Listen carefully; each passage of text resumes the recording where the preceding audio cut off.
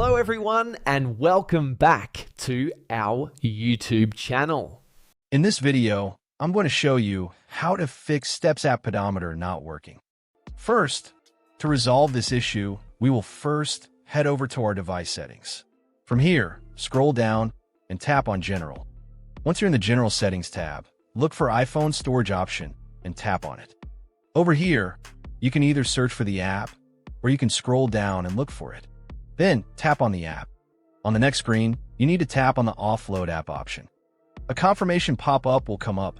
Now tap on the Offload app option here. It'll take a bit for processing, and then a reinstall button will show up. Simply tap on it to reinstall the app. This should resolve the issue, but if it doesn't, then you need to check if the app is running an older version. Head over to App Store. From here, double tap on this search icon in the bottom right corner, and then search for the app. Once the app comes up in the search result, and if you see this update button right next to the app, simply tap on it to make sure you're running the latest version of the app. However, if you continue to encounter this issue, then you will need to completely reinstall the app, which usually resolves the problem. Head over to this screen the way we did before, and over here, tap on the Delete App option here to uninstall the app from your device. A confirmation pop-up will come up. Now tap on the Delete option here.